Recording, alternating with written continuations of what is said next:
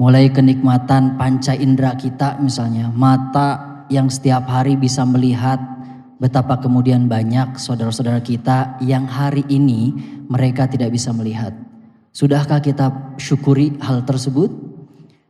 Lalu kemudian mulut kita bisa berbicara, lidah kita bisa mengecap, tangan kita bisa melakukan aktivitas, kaki kita bisa melangkah, telinga bisa mendengar. Sudahkah selama ini kita syukuri? Atau bahkan 2 tahun ke belakang kita pernah mengalami COVID-19. Jadi di mana-mana orang sulit untuk mendapatkan oksigen. Bahkan sampai di beberapa rumah sakit itu di UGD-nya ngantri saking susah mendapatkan oksigen. Dan waktu itu oksigen yang seharusnya 1 tabung 1,5 juta itu bisa sampai 2,5 juta. Dan 1 tabung biasanya habis dalam 1 hari 24 jam. Andaikan 1 tabung itu kita harus bayar setiap hari dengan dikalikan dengan usia kita setiap hari, maka berapa M? Mungkin bukan lagi 271 triliun, bukan Mbak? Mungkin lebih yang kita harus bayar sama Allah, tetapi gak pernah Allah minta itu. Yang Allah minta adalah kita beribadah taat sama Allah Subhanahu wa taala. Salawat serta salam mari kita haturkan kepada Nabi kita junjungan Muhammad sallallahu alaihi wasallam. Kita menjadi umatnya patut mencontoh, menjadikan beliau sebagai idol, the first idol disebutnya juga, idola yang paling utama. Dan pertama kali idola itu bukan siapa-siapa kecuali yang pertama adalah Nabi Muhammad sallallahu alaihi wasallam. Sayyiduna Muhammad sallallahu alaihi wasallam. Jadi kalau misalnya ada idola-idola yang lain, kita simpen dulu. Yang pertama tetap harus Nabi Muhammad sallallahu alaihi wasallam. Karena dengan perjuangannya beliau hingga akhirnya saat ini Islam bisa tersebar kemana-mana. Kalau tanpa risalahnya beliau, Islam gak bisa tersebar kemana-mana sampai ke negara kesatuan Republik Indonesia. Para jamaah Masjid Al-Karomah, saya sangat berbahagia dan bersyukur bisa hadir di sini. Dan saya mengucapkan terima kasih terutama kepada Ketua DKM, Pak Haji Dadang Nasir ya. Beliau ini adalah bukan hanya sekedar Ketua DKM, tapi bagi saya juga sebagai seorang guru, bagi saya juga sebagai seorang kakak juga, masih muda, ada jiwa nama. Sebagai guru saya juga, sebagai orang tua, tapi sekaligus sebagai kakak. Karena beliau sangat akrab dengan kami di Sabilungan FC. Dan alhamdulillah akhirnya Al-Karomah bekerja sama dengan Sabilungan FC yang dipimpin oleh Coach Alvan bisa hadir di sini. Saya justru agak terkejut Pak Kiai, Pak Haji sama Kang Alvan. Biasanya kita kalau misalnya malam 27 bareng-bareng sama Sabilungan FC itu nggak sebanyak ini. Tapi alhamdulillah di sini masya Allah masjidnya makmur ya. Dan kita doakan mudah-mudahan Ketua DKM dan para pengurus disehatkan oleh Allah, bisa ngurus masjid ini dengan makmurnya. Amin. Amin ya rabbal alamin. Ibu bapak sekalian, sebelum saya membacakan surat, saya ingin ngasih tahu dulu kepada kita bahwa sesungguhnya kewajiban kita sebagai seorang muslim itu ada beberapa. Kewajiban kita kepada Allah sebagai Tuhan kita yang pertama gitu ya. Yang kedua adalah kewajiban kita kepada Rasulullah Muhammad SAW sebagai nabi kita. Dan yang ketiga adalah kewajiban kita terhadap terlebih sekarang itu adalah bulan Ramadan, bulan di mana unzila fihil Quran dalam surat Al-Baqarah itu. Hudal linnasi wa bayyinatin minal huda wal furqan. Di waktu inilah Allah kasih spesial. Karena di tempat inilah, di waktu inilah kemudian Allah turunkan Al-Quran. Bapak Ibu sekalian, kalau Bapak Ibu ingin spesial di hadapan Allah, gampang sebetulnya. Kalau pengen mulia di hadapan Allah, gampang banget. Dan kita sebetulnya dalam kehidupan sehari-hari nggak penting pengen dilihat mulia oleh orang. Nggak penting kalau menurut saya. Misalnya gara-gara kita dilihat oleh orang lain menjadi orang penting, lalu kemudian mulia di hadapan orang, sudah pasti bakal masuk surga? Henteu. Justru lamun orang mulia di hadapan Allah pasti masuk surga. Pasti diridoan ku Allah. Jadi kalau misalnya ibu bapak pengen mulia di hadapan Allah, gampang Pak Ibu semuanya. Contohnya apa? Bulan ini menjadi mulia bukan gara-gara saumnya Bu Pak. Tapi bulan ini menjadi mulia gara-gara Al-Quran. Syahrul Ramadan alladzi unzila fihil Qur'an hudalin nas wa bayyinati minal huda wal furqan. Jadi muliana ieu Ramadan teh salaresna mah gara-gara Al-Qur'an. Lalu kemudian saya tanya lagi, malaikat apa yang menjadi penghulunya malaikat? Jibril. Nah disebut gitu. Margi Jibril teh menghantarkan Al-Qur'an yang dibawa dari Allah kepada nabimu. Lalu kenapa kemudian Nabi Muhammad disebut nabi yang paling khatamul anbiya, yang paling terakhir dan menjadi pemimpin para nabi? Bahkan di Masjidil Aqsa beliau ini sebelum naik ke Sidratil Muntaha, jadi minal Masjidil Aqsa ila Sidratil Muntaha, beliau pernah mengimami ratusan nabi di Masjidil Aqsa. Dan beliau kemudian menjadi para pemimpin nabi-nabi gara-gara apa? Mukjizatnya Jadi upami ibu bapak sadayana pengen dimuliakan oleh Allah Subhanahu wa taala, tong tebih-tebih tinu naon? Al-Qur'an. Pami saur Nabi mah disebatkan dalam hadis qudsi ya. Hadis itu ada beberapa. Hadis fi'li, hadis takriri, ada hadis qauli sama hadis qudsi. Kalau fi'li itu adalah perilaku Rasulullah lalu kemudian dilihat oleh para sahabat dijadikan hadis. Kalau qauli itu adalah perkataannya Nabi Muhammad lalu kemudian dikutip oleh para sahabat. Lalu kemudian takriri adalah ketetapannya Rasulullah. Contohnya gimana? Dulu pernah para sahabat melihat Bilal bin Rabah, seorang sahabat yang kemudian dia setelah melaksanakan wudu langsung beliau sholat. Disebutnya syukrul wudu.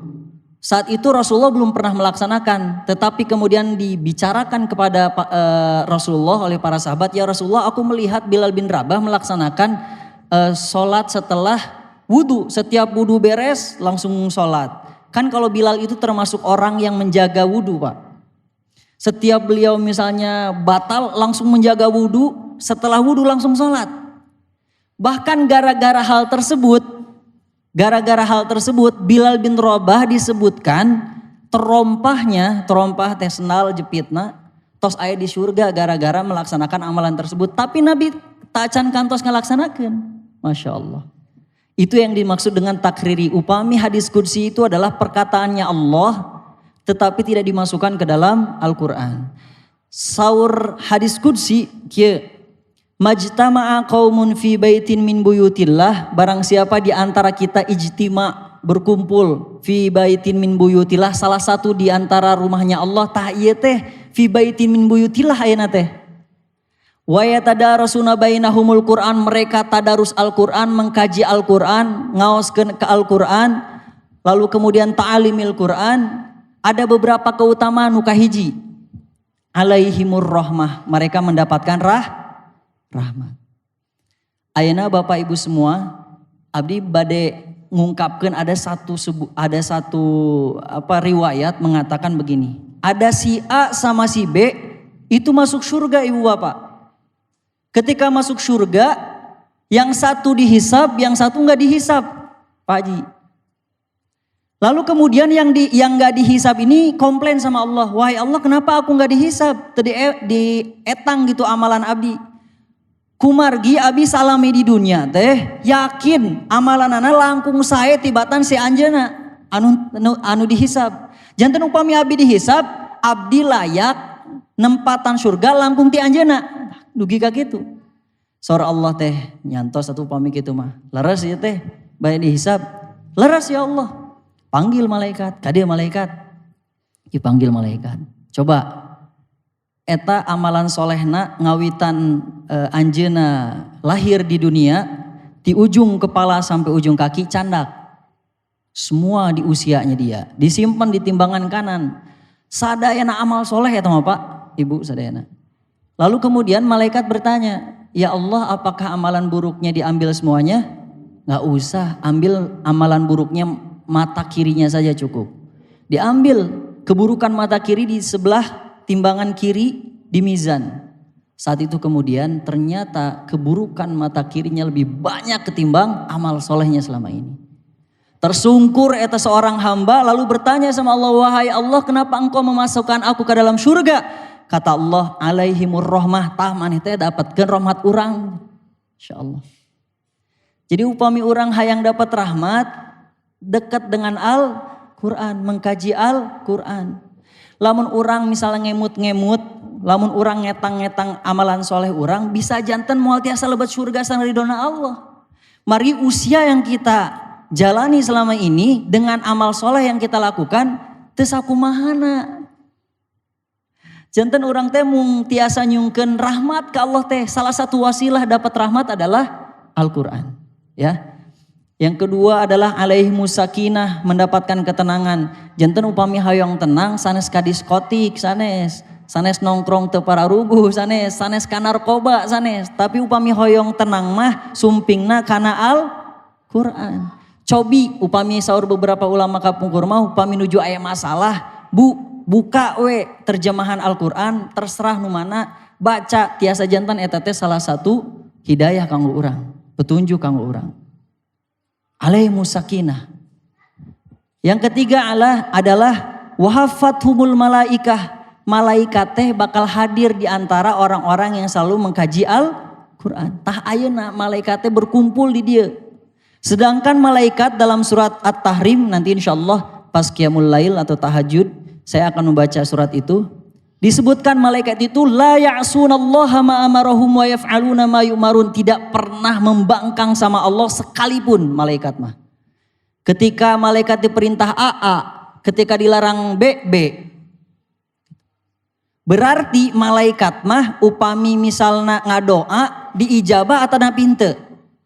Diijabah pasti margi makhluk nu hiji-hijina bersih teh malaikat. Tahu upami ibu bapak sadayana hoyong diijabah ku Allah Subhanahu wa taala doana pas ketika tadarus Al-Qur'an sapertos kieu ya, taklim Al-Qur'an. Margi biasana malaikat teh ngaaminkeun nu janten doa-doa urang ketika berkumpul sapertos kieu. Tiasa janten urang bertanya-tanya selama ieu teh, ya Allah kenapa sih doa-doa saya enggak diijabah terus? Heuda atuh jarang datang ke tempat-tempat kajian Al-Qur'an atuh cek Allah teh. Padahal dirinya aya para malaikat anu ngaminkeun sorna teh kitu. Dan yang terakhir adalah wa dzakarahumullahu fi man indah.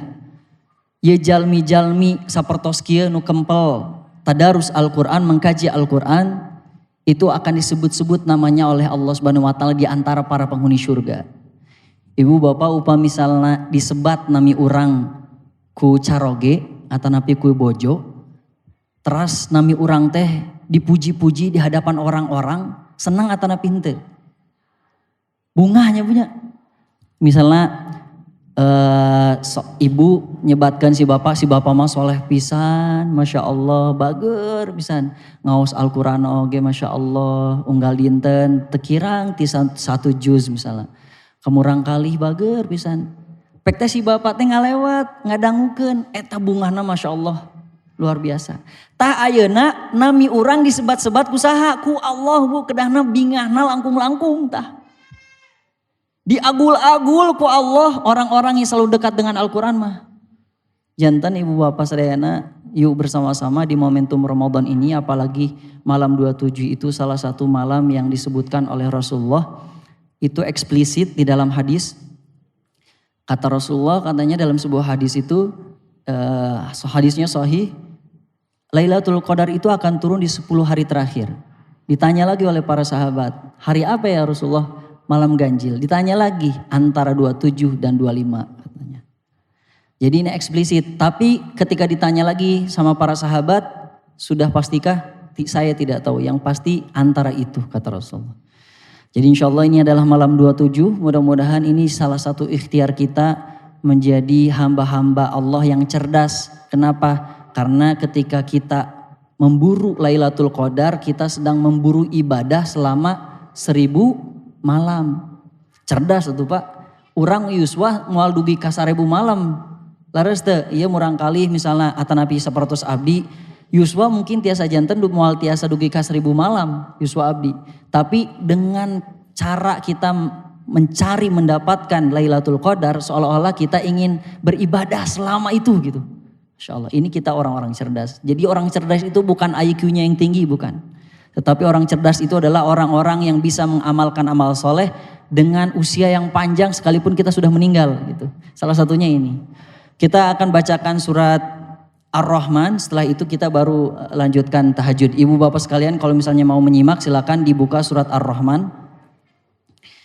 Kita akan bacakan surat Ar-Rahman, habis itu kita baru melaksanakan sholat tahajud.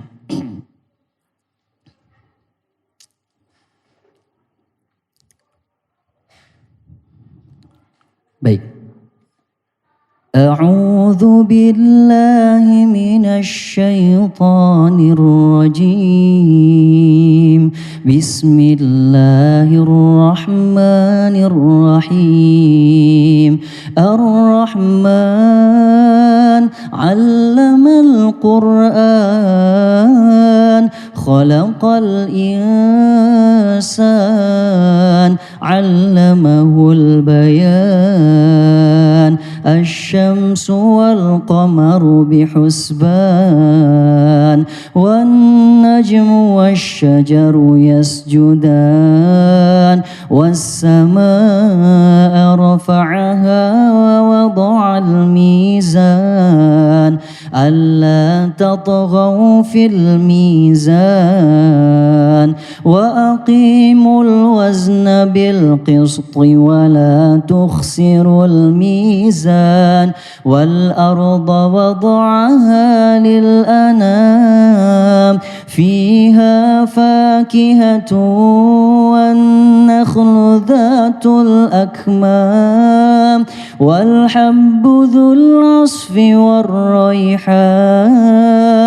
فبأي آلاء ربكما تكذبان خلق الإنسان من صلصال كالفخار وخلق الجان من مارج من نار فبأي آلاء ربكما تكذبان رب المشرقين ورب المغربين فبأي آلاء ربكما تكذبان مرج البحرين يلتقيان بينهما برزخ لا يبغيان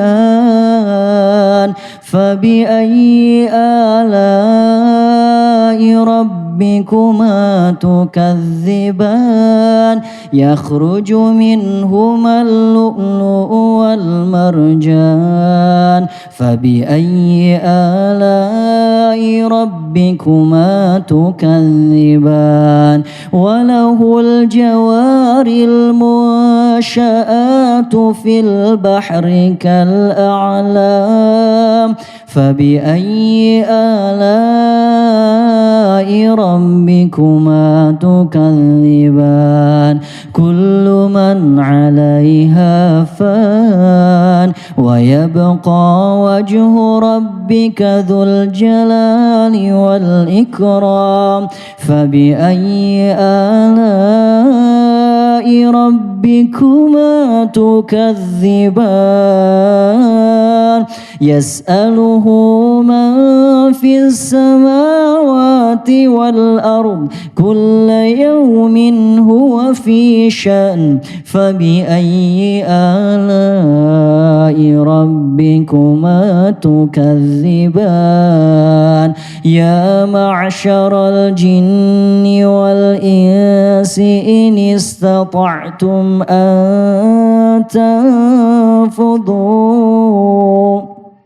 أن تنفذ من أقطار السماوات والأرض فانفذوا لا تنفذون إلا بسلطان فبأي آلاء ربكما تكذبان يرسل عليكما شواظ من نار ونحاس فلا تنتصران فبأي آلاء ربكما تكذبان فإذا انشقت السماء فكانت وردة كالدهان فبأي آلاء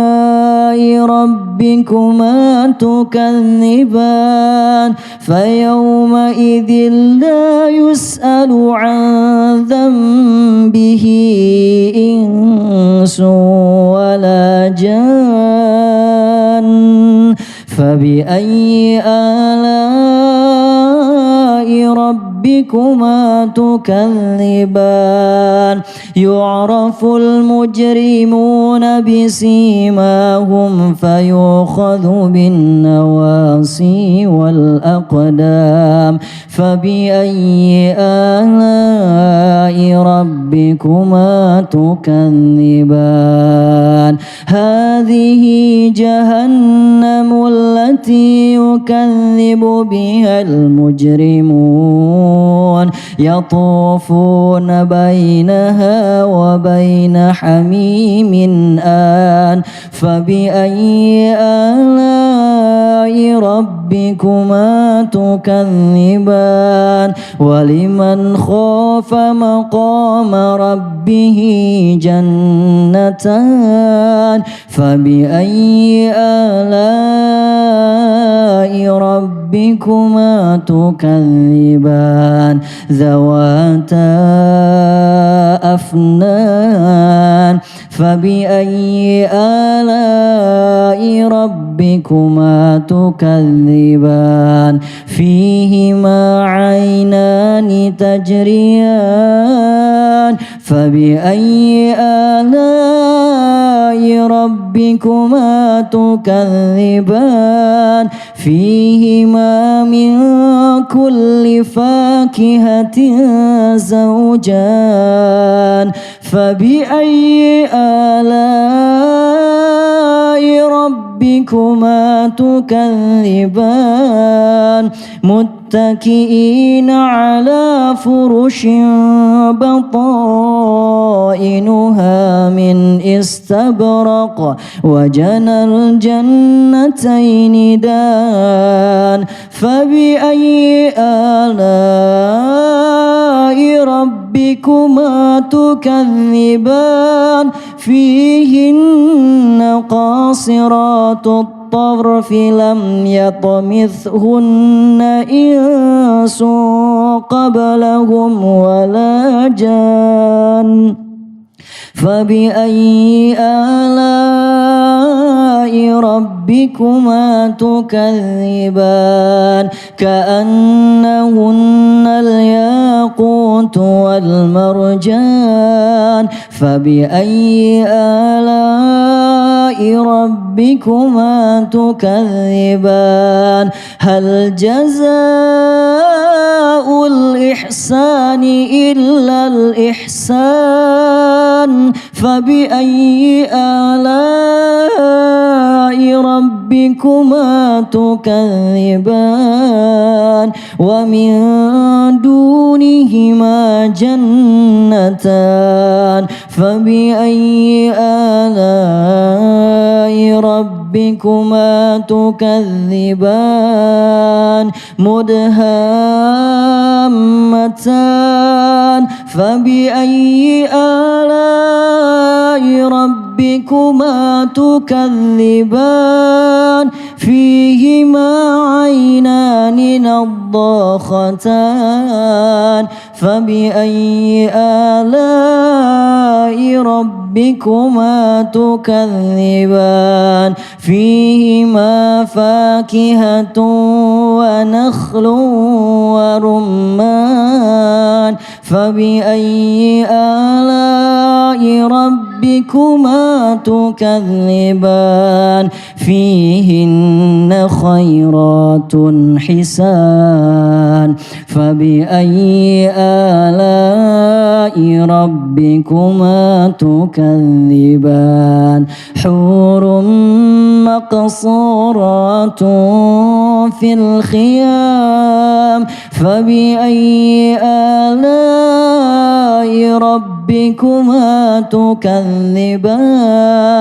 لم يطمثهن إنس قبلهم ولا جان فبأي آلاء ربكما تكذبان متكئين على رفرف خضر وعبقري حسان فبأي آلاء ربكما تكذبان تبارك اسم ربك ذي الجلال والإكرام Sadaqallahul azim. Allahumma arhamna bil Quran. Alhamdulillah Ibu Bapak sekalian, kita sudah melaksanakan tilawah Al-Quran dengan surat Ar-Rahman. InsyaAllah kita akan melanjutkan dengan salat tahajud, salah satu ikhtiar kita untuk menjemput malam Lailatul Qadar. Sebetulnya salat tahajud sebagaimana salat seperti biasa, saya mau ngambil yang 11 rakaat, tapi bagi ibu bapak yang sudah witir, itu cukup 8 saja, nggak usah ikut witirnya. Karena la witrani fil lail, kata Nabi, tidak boleh ada 2 witir dalam satu malam. Jadi langsung nanti ketika sudah selesai 8 rakaat, yang sudah witir cukup, tidak usah melanjutkan ya. Tapi yang belum witir nanti bisa ikut bareng sama saya. Baik, kita akan laksanakan sholat qiyamul lail atau tahajud.